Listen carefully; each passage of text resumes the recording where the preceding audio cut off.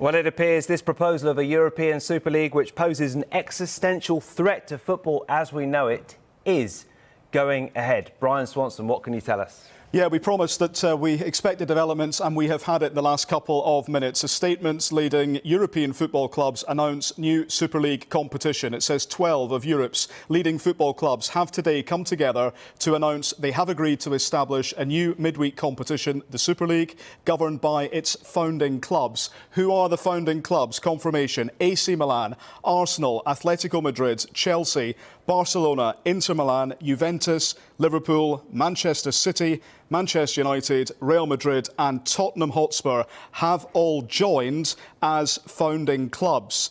The statement says it is anticipated that a further 3 clubs will join ahead of the inaugural season, which is intended to commence as soon as practicable, saying going forward the founding clubs look forward to holding discussions with UEFA and FIFA to work together in partnership to deliver the best outcomes for the new league and for football as a whole. Now, in terms of reaction, there is a comment from Florentino Perez, the Real Madrid president. There is also a quote from Joel Glazer, the co-chairman of Manchester United and who is now the vice chair of the Super League. Joel Glazer has said, by bringing together the world's greatest clubs and players to play each other throughout the season, the Super League will open a new chapter for European football, ensuring world-class competition and facilities and increased financial support for the wider football pyramid. In terms of Florentino Perez at Real Madrid, he has said, we will help football at every level and take it to the rightful place in the world. Football is the only global sport in the world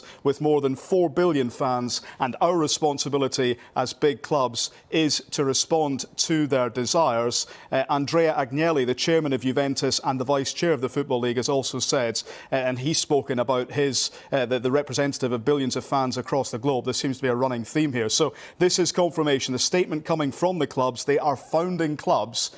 My words, there's going to be an almighty row off the back of this about what happens next in terms of their involvement in existing tournaments, both in Europe and in their domestic competitions. But we now have it. We now have the statement, we now have the confirmation, and we now crucially have the quotes from key figures in the game. They are going on the record. They are happy to be quoted. They are happy to put their names to this. And this is a significant moment in time for both English and European football.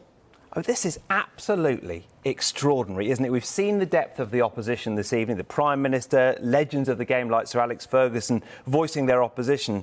And even with the threats of bans hanging over them, the threats of potentially bans for players and expulsions from competitions, these clubs have gone ahead. Let's talk format. Competition format, the statement says 20 participating clubs with 15 founding clubs and a qualifying mechanism for a further 5 teams to qualify annually based on achievements in the prior season. Midweek fixtures with all participating clubs continuing to compete in their respective national leagues.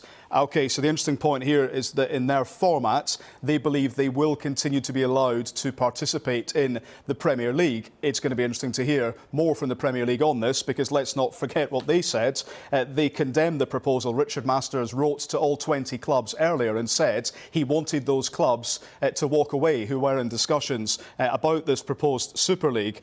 So there is much more in that statement, but you certainly get the core facts here, and it is confirmation, as we were reporting earlier, of the Premier League clubs involved in this proposal.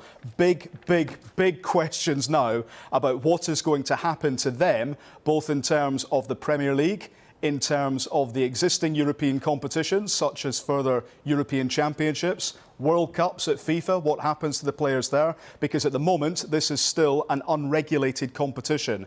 It needs someone to regulate it. It needs someone to support it. And at the moment, all we have heard throughout the world of football today is that nobody is prepared to do that. But what the message coming from the clubs is clear, is that they want and they intend to go ahead with this.